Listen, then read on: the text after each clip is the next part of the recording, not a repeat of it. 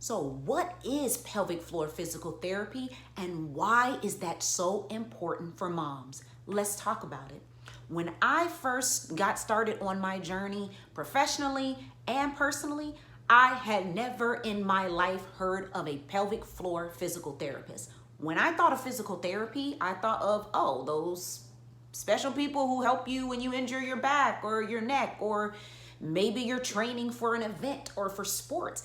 Physical therapy just was not in my vocabulary. It wasn't on my radar. It just was something I didn't relate to, I didn't connect to, and I definitely didn't think I needed. Fast forward a couple of years, quite a few years, and I learned more about it. But what exactly is it? So you've got physical therapists, right? They're gonna go to school, get the proper training, education, hands-on practice, and graduate as a physical therapist, right?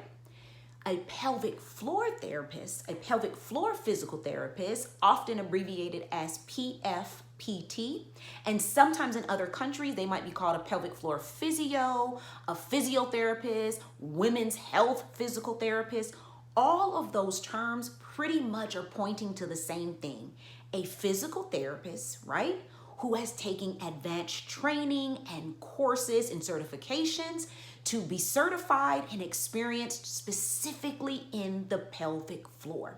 So why is this important for moms? This is so important for moms to know about because a pelvic floor physical therapist can add so much value, education, information to what you're doing to try to address your core and pelvic floor issues. Specifically, mamas, a pelvic floor physical therapist has the ability to give you an external examination and assessment, which is so important and helpful in getting you on the right path. They can prescribe you exercises to do. They can tell you what things might be necessary for you to avoid or put on pause for now. And they can really guide you in a face-to-face, hand-to-hand way so you know exactly what to do and when. A pelvic floor physical therapist can also give you an internal examination. Now, what does that mean? Well, you know, like when you go to the doctor for a checkup or your annual or your pelvic exam, a pelvic floor physical therapist is going to internally examine you. Now, from my experience, it is nothing like the lay down on the table, legs wide on stirrups, speculum, none of that. It is so much more subtle and gentle and nurturing for me, honestly. And when I found a well-qualified and trained pelvic floor physical therapist, can't just be a physical therapist, well, maybe it can. But what I found is the physical therapists who really hone in their skills and their knowledge on the pelvic floor, they're just gonna be able to help you and support you in a much bigger way. When I started going to pelvic floor PT, pelvic floor physical therapy, it was upon my internal exam that I learned my pelvic floor was hypertonic, meaning it was holding too much tone, too much tension. It was already too tight. Had I not gone to that physical therapist and had an in-person evaluation, I would have kept doing the exercises I was doing, and guess what? The stuff I was doing was making everything worse, and I had no idea.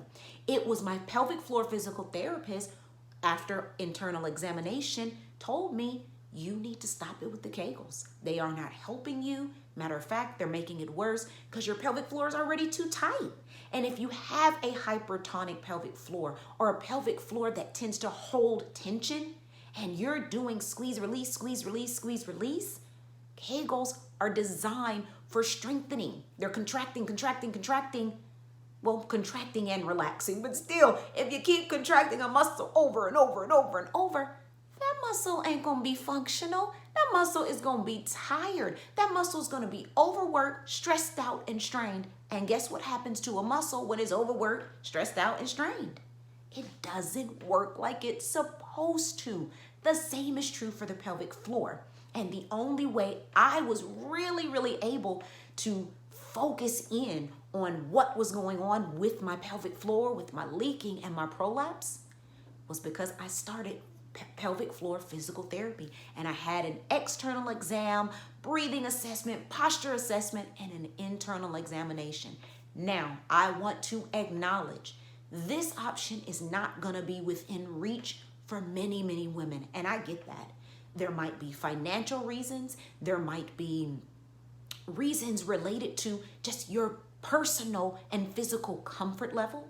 Some of us that may have experienced trauma or difficult births, this might not be easy for you. This might not be something that you can see yourself opening to.